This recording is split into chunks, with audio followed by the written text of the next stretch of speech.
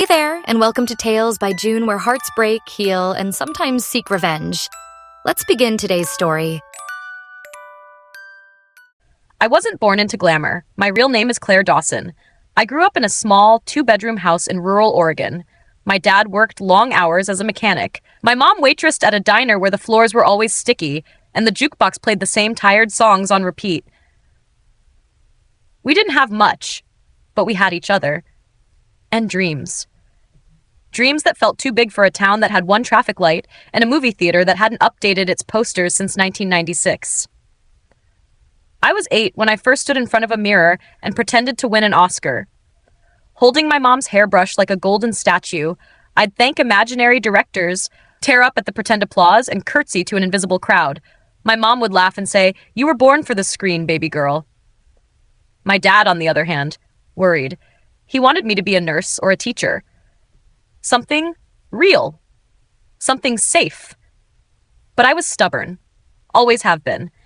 By the time I was 17, I had a portfolio full of headshots taken by my cousin with a secondhand camera and a heart full of determination. I said goodbye to my tearful mom and packed a bus ticket to Los Angeles. I promised her I'd make it. She promised to keep my room exactly the same.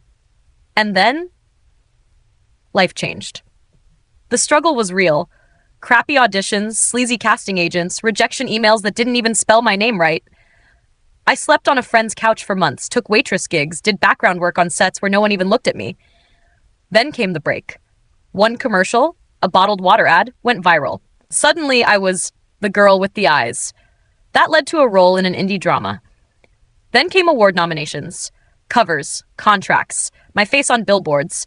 People screamed my name on red carpets, asking who I was wearing, who I was dating, and that's when I met him. Jack Riley. At one time, he was Hollywood's golden boy. Charismatic, talented. That jawline could have won awards by itself. I had posters of him when I was in high school. So when we were cast opposite each other in a romantic thriller, it felt like fate. He courted me like a man who knew how to win. Roses on set, late-night conversations about our dreams, gentle touches that made my heart race. He told me I was different. "You're not like the others, Claire," he whispered once during a late shoot. "You don't want the fame. You want the art." We were married a year later in a vineyard in Napa. It was the kind of wedding magazines drooled over, the kind people envied on Instagram. But behind the smiles, something dark was growing. I didn't see it then. I was still that girl with a head full of dreams, thinking I'd won the world. But I hadn't. And I hadn't? Not really. I had only stepped into the first act of a twisted story I didn't know I was starring in, and soon, the real performance would begin. Marriage in Hollywood is like walking a tightrope in heels, under a spotlight. At first, Jack and I were a power couple. Directors wanted us. Studios adored us. We were on every most beautiful couples list, walking hand in hand to premieres, exchanging looks that made gossip columns swoon. But as the years passed, the cameras began to shift. Jack's star began to dim. His last few films flopped. Studios started calling less. His once boyish charm was now called dated in industry whispers. Meanwhile, I was just beginning to shine. Leading roles, awards, offers from top directors, magazine covers that only featured me now. I tried not to let it affect us. I reminded him of his talent, encouraged him to write, to direct, to reinvent. But he wasn't interested in reinvention. He was interested in relevance, and he was losing it. That's when she entered our lives. Her name was Lena Hart. She was 24, fresh from a CW drama, with cheekbones sharp enough to slice through steel and a smile that knew it could get away with murder. She was cast as my co-star in a new psychological thriller, honey. Jack was executive producing, one of those side gigs given to aging actors trying to stay in the game. I met her at the first table, read, "Claire, I'm such a fan," she gushed, hugging me a little too long, her eyes not meeting mine. I smiled back. "You're very pretty and young." She laughed nervously, unsure if it was a compliment or a warning. From the start, I noticed things. Jack lingered on set longer than usual. He laughed louder at her jokes. His phone buzzed late at night, and he'd say it was production stuff. Lena started showing up at our house under the guise of script workshops. One evening, I walked into the kitchen and found her perched on the counter, barefoot, drinking my wine, wearing one of Jack's hoodies. "Oh, Jack just stepped out," she said quickly, wiping lipstick off the rim of the glass. I stared at her for a moment. Funny, I said. You look very comfortable here. She shrugged. Jack said this is a creative space. Creative. Right. Jack walked in moments later, his shirt damp from a run. He kissed my cheek too quickly, like an obligation, then launched into an idea about changing Lena's character arc to make her more layered. He never used that word for me. At night, I lay next to him in bed while he scrolled through his phone, face glowing from the screen, back turned to me. I didn't say anything. Not yet. Because I've learned something about betrayal. It's not always loud. Sometimes it enters like a whisper, soft and smiling. Sometimes it shows up barefoot in your kitchen, drinking your wine. But I wasn't that small-town girl anymore. I'd made a career out of playing smart women who turned pain into power. And I was about to give the performance of a lifetime. 2 months later, I got a call from my agent, Sarah. She sounded nervous. Claire, honey, they've gone in a different direction with the storm within. I blinked, confused. What do you mean? I signed on. The table read is next week. I know, but apparently the studio's changing the tone. They want someone younger, fresher. I didn't say anything. I didn't have to. She whispered, They've cast Lena. It felt like a slap I hadn't braced for. I hung up without responding. My ears rang. My heartbeat thudded like a war drum in my chest. I grabbed my keys, stormed into my car, and drove straight to the director's office. Miles Bennett had directed 2 of my biggest hits. We had history. Loyalty. Or so I thought. His assistant tried to stall me, but I pushed past her and into his glass-walled office. Miles, I snapped. What the hell is this? He stood up, his hands raised. Claire, please, sit down. Let me explain. Explain how you replaced me with a girl who can barely hold a scene and still flinches before her mark? Miles sighed. It wasn't my call alone. The studio wants buzz. Lena has heat right now, and Jack vouched for her. He said she could handle it. The world tilted. Jack? I repeated, He's not even producing this one. Miles hesitated, then looked down. He's been consulting. Quietly. Helping with casting. I laughed. A bitter, broken sound. Helping who exactly? You? Or her? Miles couldn't meet my eyes. I left the office with fire in my veins. I didn't cry. Not then. I'd learned how to hold it in. But when I got home, I slammed the door behind me and screamed into the silence of our house. Later that night, I sat with my assistant and closest friend, Olivia, in the kitchen. She poured me a glass of wine and said nothing until I did. I think they're having an affair, I whispered, my voice raw. She didn't ask who. Instead, she nodded slowly. Claire? I've seen the way he looks at her, and how she looks at you, like she's already living your life. I clenched the glass so tightly my knuckles turned white. Do you remember the dress I wore to Cannes last year? The red one Jack loved? Olivia nodded. She wore it. To a wrap party. Same cut, same shade. I saw the photos online. She's imitating you. No, I said coldly. She's replacing me. We sat in silence for a long time. Then Olivia asked, What are you going to do? I looked out the window at the darkened hills. Something I should have done months ago, I said. Watch, listen, and play the game. Because if they thought I was done, they'd forgotten who I was. They were writing me out of the script. But I was about to rewrite the whole damn story. They say the truth has a way of showing itself when you least expect it. For me, it came on a rainy Thursday night. Jack had told me he was staying late at the studio. Something about script revisions. I'd stopped asking too many questions by then. Playing dumb had become my best weapon. But Olivia was done pretending. He's lying, she said simply, dropping her phone onto the kitchen counter. Look at this. She'd tracked his car through the locator app they shared from his last birthday, his idea, for safety. I never thought I'd use it. The car wasn't at any studio. It was parked at Lena's house. My hands shook as I stared at the screen. Something inside me cracked, but not in the way they expected. Not in the way that breaks a woman. It forged me into something colder. I didn't cry. I didn't scream. I picked up my coat, called Olivia, and we drove. We parked down the street, rain streaking the windshield like tears I refused to shed. Lena's lights were on, warm, cozy, inviting. I watched through the living room window like it was a movie, except I wasn't the star anymore. I saw Jack, shirtless, sitting on Lena's couch. Her legs were draped over his lap like she belonged there, like I never had. She was laughing at something he whispered into her ear before he leaned in and kissed her. Not a guilty kiss, a familiar one, My throat tightened. My nails dug into my palm until they broke skin. But I didn't move. I needed to see it, I whispered. No more pretending. Olivia reached over and gently touched my arm. Claire, I'm so sorry. I looked at her, my face stone. I gave him everything. My love, my loyalty, my name. And he threw it away for a girl, playing dress-up in my roles. What are you gonna do? She asked softly. I turned back to the window. I'm going to burn their little fantasy world to the ground. I'm going to make sure everyone sees them for what they are. She was quiet for a moment. Then she said, Do you want help? I looked at her and smiled. Olivia, I'm not just going to expose them, I'm going to direct the whole damn story. Revenge isn't rage, it's restraint. You don't scream, you don't throw things, you don't beg for answers, you wait. You watch. After that night at Lena's house, I returned home before Jack did. I made tea, sat in the living room, lit a candle. I was still in that place of practiced calm when he walked in, soaking wet, pretending to be exhausted. Long night? I asked gently.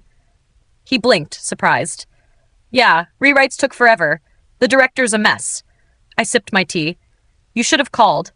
He leaned down and kissed my head. I didn't flinch.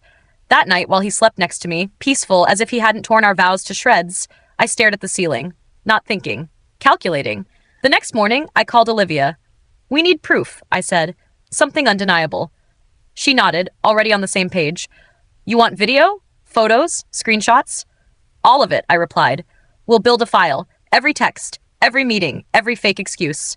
I can talk to someone I know in tech, she said. He's discreet and good. Make it happen. Over the next 2 weeks, we built our case like a quiet army preparing for war. Lena's phone records, security footage from a boutique hotel in the hills. Jack's name on the guest list, every Thursday. Screenshots from DMs Jack had stupidly sent from his verified account. Explicit. Arrogant. And then, our gold mine. A hidden mic Olivia planted during a girls' brunch, Lena insisted on hosting. I can't believe she still hasn't figured it out, Lena laughed in the recording. I mean, poor Claire. She's aging out, and Jack pities her. It's honestly tragic. Then came Jack's voice, faint but unmistakable. She'll be fine. Claire's smart. She knows this business. She'll fade out with grace. I listened to it twice. Then again, I didn't cry. Not anymore. I smiled, because now I had everything I needed. That night, I stood in front of my mirror again, the same way I did when I was 8, holding a brush like an Oscar. But this time, I didn't thank anyone. I promised something instead. I will take back everything they tried to steal, and when the world watches what I do next, they'll applaud. If I was going to take back what they stole from me, I had to start at the top. That meant Asher King, CEO of Kingdom Pictures, the studio behind The Storm Within. Ruthless, calculated, brilliant. He wasn't a man, they said. He was a brand. Everything he touched turned into gold or fire. The industry either feared him or secretly wanted him. I walked into his office dressed like power. Black dress, heels sharp enough to pierce steel, red lips that said I wasn't here to beg. I was here to deal. His office sat on the 40th floor of a downtown LA tower. All glass, all sharp angles and tension. He stood when I walked in, tall, dark eyes, controlled presence, no smile, just awareness. Like he already knew why I was there. Claire Dawson, he said, gesturing to the chair across from his desk. Back from the dead? Not dead, I replied smoothly, just rewritten. He studied me, then leaned back. To what do I owe this surprise visit? I want back into The Storm Within. My role, my script, my spotlight. He raised a brow. Bit late for that. We've invested in Lena. Buzz is on her. Replacing her now would raise eyebrows. I met his gaze without flinching. Or headlines. Imagine the story. The real star returns. Betrayed by husband, back to reclaim her throne. That sells. And you know it. He tapped his ring against the desk. A beat passed. Then he said, You're not just here for the role. No, I admitted. I want this to start something. I want them to feel it. Jack, Lena, the world. He stood up and walked around the desk. Close now. Too close. I know everything about you, Claire. The fall, the silence, and now the fire in your eyes. But business is give and take. I'm not here to sleep my way back in, I said, voice cold. He smirked. I'm not offering that. I'm offering alliance, with benefits. We keep it quiet. You get the role. I get you, on and off screen, just until the press forgets your husband's name. There was a beat of silence. My heart pounded, but not from nerves, from control. I extended my hand. You've got yourself a secret. He took it. Firm. Warm. Dangerous. As I walked out, I saw Lena's poster being removed from the elevator wall, replaced with mine. The news broke on a Monday morning like a slow-motion explosion. Claire Dawson returns to the storm within, Lena Hart removed from cast. It was everywhere. Variety. Deadline, Entertainment Weekly. My face was back on the poster, fierce and flawless. Lena's image was scrubbed from the teaser trailers, her name removed from cast lists. Just like that. The internet went wild. Speculation, gossip, whispers of backdoor deals, sympathy for Lena, excitement for me. I didn't comment. I didn't need to. Silence is powerful when you know the truth is a blade. I stood by the floor-to-ceiling windows of my home as the sun rose, sipping coffee, watching the chaos unfold. Olivia scrolled through her phone, grinning. They're losing their minds. Lena's manager is threatening to sue. Jack's PR posted a vague statement about shocking developments. He's scrambling. Good. Let him. Later that day, I was in the studio's makeup trailer, getting ready for my official return shoot when the door burst open. Jack, disheveled, uninvited, eyes wild. What the hell are you doing? He snapped, slamming the door behind him. I didn't flinch. Working. You went behind my back. You humiliated Lena. The press is making it look like we backstabbed you. I set down my brush, turned slowly to him. Did you ever stop to wonder how that feels? He blinked. You think you can just take over this film like nothing happened? No, Jack, I said, standing. I know I can. He stepped closer, lowering his voice. Claire, be smart. You can't win like this. You'll just make enemies. I laughed softly, coldly. You should have thought of that before you made me yours.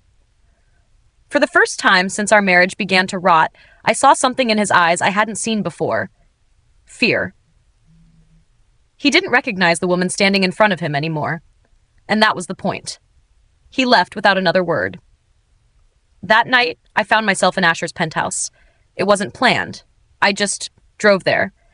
The elevator opened into a space carved from steel in midnight. He poured whiskey. You looked sharp on camera today. The crew's already buzzing. They should be, I said. This is my movie again. He handed me the glass and studied me. Are you always this calculated? No. I learned it the hard way. His gaze lingered. Not lust. Not sympathy. Respect. You'll destroy them. I don't want to destroy them, I said slowly. I want them to watch me succeed and know they never stood a chance. He raised his glass. To vengeance, he said. I clinked mine against his. To resurrection. In Hollywood, it's not the scandal that ends you. It's the silence that follows. 2 weeks after I reclaimed the storm within, Lena tried to spin her own narrative, appearing on a late-night talk show in a tight dress and forced smile, brushing off her recast with faux grace. Claire's incredible, she said. We all just want what's best for the film. I'm excited for what's next. She didn't look excited. She looked coached. And desperate. Perfect. It was time to turn up the heat. Olivia handed me a thick folder. Her next 3 films, this one's the big one, she said, tapping the cover. Ruby Lakes, indie drama, shot to premiere at Sundance. I opened it and saw Lena's face on the call sheet. She'd landed the lead. Funded by Red River Pictures, Olivia added. Guess who has a private deal with their main investor? Let me guess, I murmured, sipping my espresso. Asher. She smirked. Already briefed him. He's intrigued. Later that day, I met Asher at his office. He leaned back in his chair, watching me as I slid the file across his desk. You're surgical, he said with a small smile. She wanted to become me, I said. Let's teach her what that costs. He made a call. 1 line, 1 instruction. Pull funding for Ruby Lake. Quietly. Within 48 hours, the movie was officially on hold. Creative differences, they claimed. Delays in financing. Lena went radio silent. Then came the interview. I had dinner with a rising podcast host, young, sharp, hungry for fame. I fed him just enough. Off record, of course, I said over wine. She was close with my husband. Very close. Timing was strange. That's all I'll say. By morning, headlines buzzed with the scent of scandal. Lena Hart and Jack Dawson. Was it more than just business? Claire Dawson breaks her silence. Subtly. I never confirmed. Never denied. Just smiled for cameras and focused on my comeback. Meanwhile, Lena's brand took a hit. One director dropped her. A beauty campaign pulled out. Her team scrambled to control the narrative. And Jack? He was drowning next to her. At a production party that weekend, I walked in wearing the red dress she once copied. Everyone stared. Asher came up behind me, his voice low at my ear. "You've changed." "No," I whispered. "I've just stopped pretending." He looked at me then, not like a pawn he'd backed, but like a storm he didn't quite know how to contain. And I liked it that way. The golden palms glistened like a lie. Cameras flashed like lightning as I stepped onto the red carpet. Every inch of me wrapped in black velvet.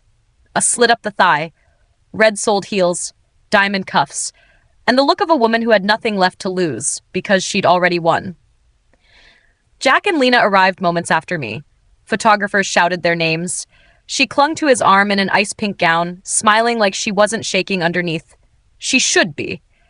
Tonight, I wasn't here to collect a trophy. I was here to bury two ghosts. Later that night, the ballroom. And the Golden Palm for Best Actress goes to Claire Dawson, The Storm Within.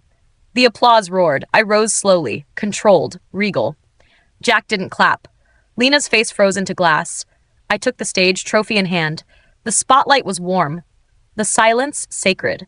I looked out at the glittering crowd of actors, directors, and producers, some who had dropped me, some who had pretended not to see what Jack and Lena did. They would see now. I leaned into the mic. Thank you for this. Not just for the recognition, but for the opportunity to speak when so many expected me to stay quiet. A hush fell. Tension thickened. This industry thrives on reinvention, but mine wasn't scripted. I didn't take time off. I was erased by my husband, Jack Dawson, and an ambitious young actress who thought she could wear my life like a dress that didn't fit. Gasps rippled through the room. I lost my role in The Storm Within, not because I couldn't perform, but because Jack decided to give it to the woman he was secretly sleeping with.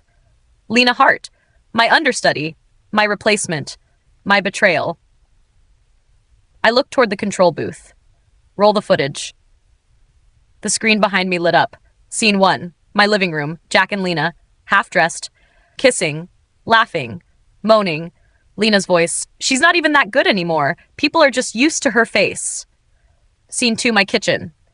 Jack on the phone. "Claire's just too intense now. She's difficult. The crew hates working with her. You know Lena? She's fresh, sexy, easier to manage." Scene 3, a private studio meeting. I bugged. Lena to Jack, "Just get her out of the way, baby. I'll carry this film. No one cares about old stars." The screen went dark. Dead silence. You could hear someone crying quietly in the back. I turned back to the mic. My voice never wavered. They stole my work. My name. My trust. They called me too intense? No, I was too honest, too loyal, too threatening to their little fantasy. I held up the trophy. You want to know why I came back stronger? Because the fire they lit to burn me down only made me sharper, louder, unforgettable. I paused, letting the silence scream. To every woman who's ever been replaced by a knockoff version of herself, don't go quietly. Don't let them rewrite your ending. Set the stage on fire. I smiled then. Genuinely. Oh, and Jack? I glanced toward him. He looked wrecked. You always said I was too dramatic. I hope you enjoy this final act. The audience rose. Standing ovation. Some clapped. Some cried. Some stared in disbelief. But no one, not one soul, looked at Jack and Lena. They were already ghosts. The aftermath, montage style. The next morning, every headline carried my name. Claire Dawson's live bombshell at Golden Palms. Watch the full speech. Lena Hart dropped by agency. Publicist quits after award show fallout. Jack Dawson removed from upcoming Netflix series following viral cheating scandal. Lena deleted all her social media. Paparazzi caught her crying in her car outside a studio lot. Jack released a pathetic 4-line apology. No one cared. And me? I sat in Asher King's office, watching the chaos unfold. He poured champagne. You could have just sued them, he said, amused. That would have been too quiet, I replied. He looked at me for a moment. You really are something, Claire. I leaned back in his chair and smiled. No, I said. I'm everything they told me I'd never be again. The scandal didn't burn out. It consumed everything. By the end of the week, Jack's publicist quit, Lena's agents dropped her, and 2 directors issued statements cutting ties. My inbox was flooded with film offers. Roles that were previously too emotional for me suddenly became powerful, raw, visionary. Funny how the world spins when the truth gets loud. And it was about to get louder. Outside LA County Courthouse, live coverage. Reporters flooded the steps like flies. Security lined the halls. Fans screamed my name. Placards waved in the heat. Shh, justice for Claire! Trash Jack! Queen Claire rises! I stepped out of the SUV in a fitted navy suit, sunglasses on, chin high. Olivia walked beside me like a soldier. Then the second car pulled in. Jack stepped out first. He looked older, pale, shrunken inside a wrinkled designer suit. His eyes found mine instantly, and for a second I saw the old version of him, the man I once loved, but love had left this courtroom. Beside him, Lena exited. She wore black like she was mourning herself. A paparazzi yelled her name, and she flinched. Her lip trembled. The crowd booed. Suddenly, an egg flew, cracking against Jack's chest. Gasps exploded. Jack staggered back, stunned. Reporters shouted. Fans laughed. His security pushed forward. He was humiliated. Inside the courtroom, the tension was thick. The press wasn't allowed in, but the live sketches and social coverage fed the frenzy outside. Jack's lawyers begged for privacy. Mine didn't flinch. Then came the moment. Courtroom silence. Jack leaned over toward me as the lawyers debated settlement clauses. Claire, he whispered, please, let's just talk. Privately. I turned my head slowly. Privately, I echoed. Like you and Lena in my bedroom? He winced. I made mistakes. You made choices, I said coldly, and I'm done paying for them. Before he could respond, Lena snapped. She stood up from the back, shaking, voice shrieking through the courtroom. You think you won? You think you're better than me? Security moved, but too late. She lunged, screaming, clawing. I didn't flinch. Her nails swiped air as two guards pinned her down. Her heels flew off. She kicked, sobbing. He said he'd leave you. He promised. The judge banged the gavel. Remove her from this courtroom. Lena's screams echoed down the hallway. Jack covered his face. He looked like he might collapse. I stood. And I walked out. Later, outside the courthouse. Press swarmed. Flashes burst like fireworks. My lawyer read the statement. Claire Dawson has finalized her divorce from Jack Dawson. No financial support requested.